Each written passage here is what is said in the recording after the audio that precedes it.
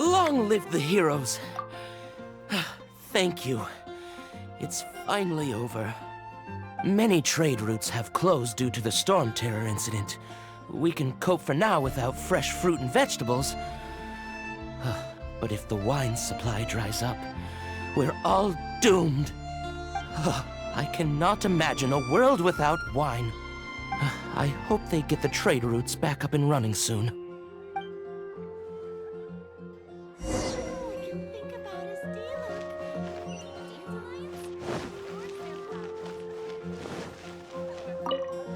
So Storm Terror's true identity is Dvalin, one of the Four Winds. We never should have forgotten his past sacrifice for Mondstadt. Every cloud has a silver lining. We're fortunate that our relationship with the Dragon of the East didn't sour past the point of no return. For that, we have you to thank. And Jean for her unfailing devotion. As long as we have the Knights of Favonius, peace and freedom will prevail in Mondstadt.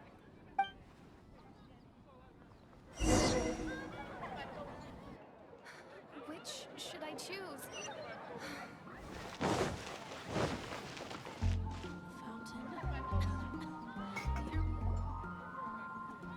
Greetings. May I take your order? Why so cold? I've always thought that we enjoy quite the intimate friendship. It seems your great battle sharpened not only your combat skills, but your wit as well. A knight after my own heart. To bask in the presence of Mondstadt's new big hero is quite the morale boost. And that's coming from a knight. Sweet-talking, sugar-coated Captain Kaya.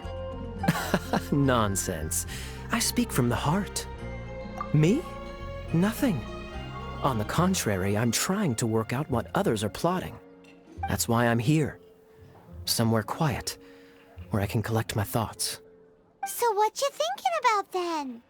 The Abyss Order. A dragon wreaks havoc in Mondstadt, and the acting Grand Master leaves the city to combat the threat. Strategically, that's the perfect moment for the Abyss Order to make their move. If you were the Abyss Order, would you squander this golden opportunity by sending in nothing more than a few hilly churls? To get to the bottom of it, I decided to wait. So I waited, and watched for their next move. Then came the day you made all hell break loose in Storm Terror's lair. Just as the hilly churls' cries sounded from the city gates. That same day, I saw shadowy figures lurking in the city itself. Inside the city? Well, all the other knights were outside, fighting the enemy. As you can imagine, that left the inside of the city completely unguarded. Except for me, of course. And so I approached the Abyss Order infiltrators for a bit of, let's call it fraternizing. Through various means, I managed to gather some rather interesting intel. The situation is this. The Abyss Order. They are united under a single leader. The Abyss Order has a leader? Yes. And it was this very leader who devised the plot to turn Dvalin into a weapon of war. What exactly did you have to do to find this out? Let's just say I'm blessed with certain linguistic powers. There's more. The Abyss Order has a name for this leader. They call him the Prince. Now, I'm sorry to cut this intelligence briefing short, but I do believe I spy Amber heading this way. I think she's still angry with me for my absence from the defense effort during the attack. I'd better slip away before she notices me.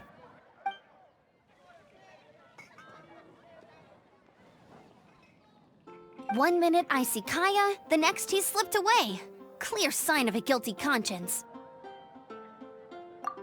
I agree. He sets a terrible example for someone who's cavalry captain. But let's forget about him. I worked super hard today, and my tummy's rumbling. Let's order. Hi, Sarah. One sticky honey roast, please.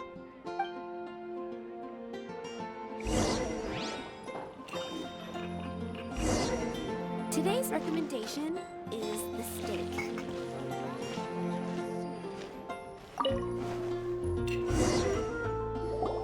So, now the Storm Terror threat is behind us. What are your plans for the next step?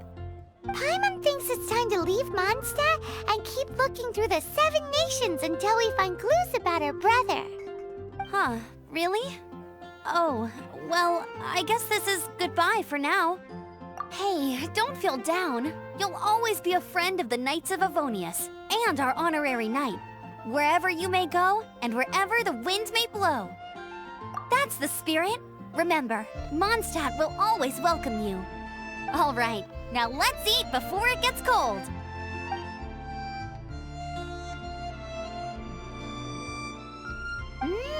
That was good. Note to Paimon, Amber's recommendations are worth the wait. Of course. Well, I don't trust myself in the kitchen. You can always trust me with the menu. Oh, I almost forgot to mention. Jean's waiting for you at the cathedral. It's something to do with the Holy Lyre de Himmel. You'd better head there now.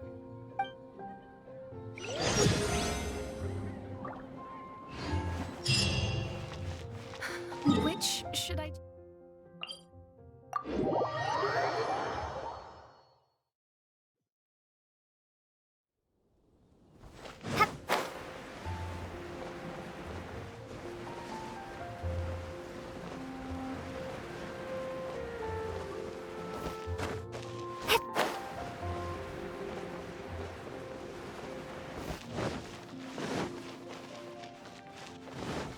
Anything the Knights can do.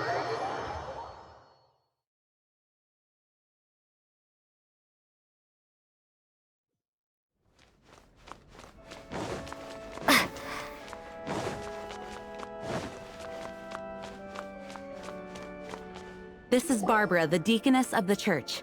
She is here to retrieve the Holy Lyre de Himmel. May the Animo Archon protect you. I'm not really in a position to speak compared to our acting Grand Master, but I still want to thank you all on behalf of all of Mondstadt for your assistance. Fortunately, everything was resolved peacefully. I can't imagine how an all-out war between the military and the dragon would have ended. Now the Fatui have no choice but to keep their mouths shut. They must be annoyed that things didn't turn out as planned for them. This time, they even lost their best excuse to pressure the Knights of Favonius. Diplomatically speaking, they gained nothing, and on the contrary, simply proved just how vexatious they can be. Sounds like quite the story. So, did you bring the Holy Lyre with you? We cannot ask you to keep defending the lyre forever. The Seneschal has been pressing me for a while now. We, did bring it with us. It's a little...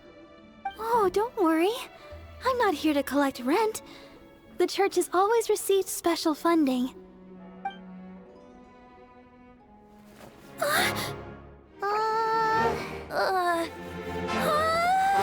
Holy Lyre!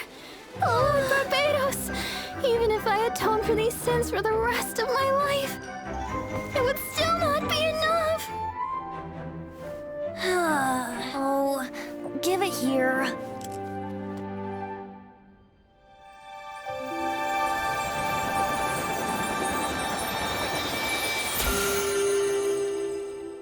How could this Holy Lyre, but how? Huh? Let Paimon see! No. I don't know how you managed to fix it, but you'll never touch the lyre again! We, really should get going. That trick I used to repair the Holy Lyre. I mean, the magic I used isn't going to hold forever, you know. What? Tone deaf, Bard! Hey, don't go!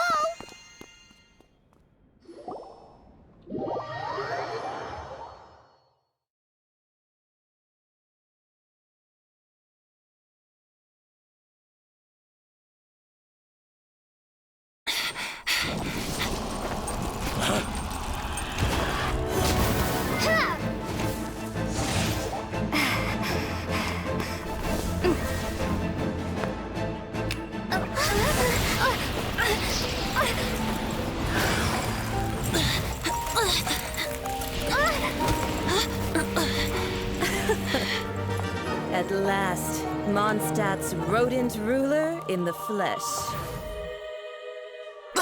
Scurrying through the streets looking for leftovers? Mondstadt calls this a god? Resident rodent beats invasive vermin. Don't you dare speak back to me, insolent bard. Absentee Archon of Mondstadt. How impotent you've become. That smirky wear looks out of place. Did you steal it from your master's face? Should have held your tongue.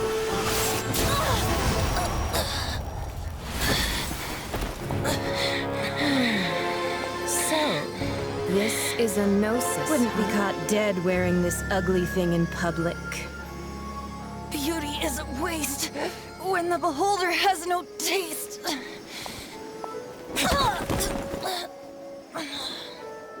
Venti! Well, we have what we came here for. Come, before our dear Favonian friends arrive. Leave nothing for them to find.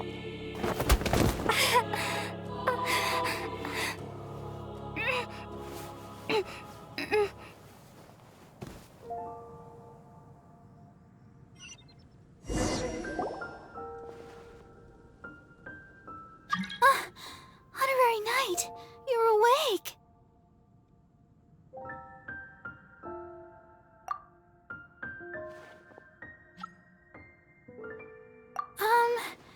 I wouldn't say he's all right, exactly.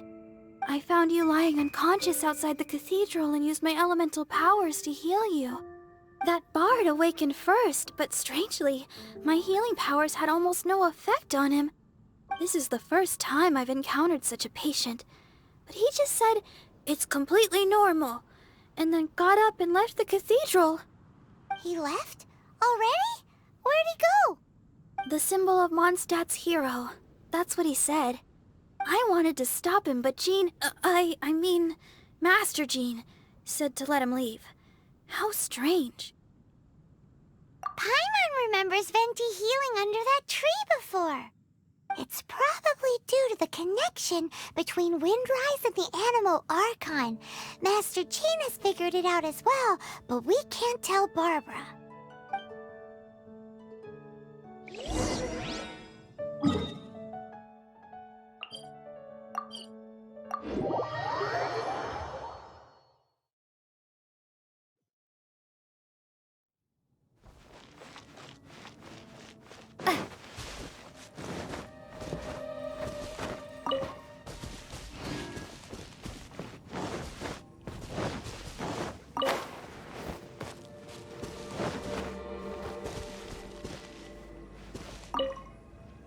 The wind amongst the branches is good.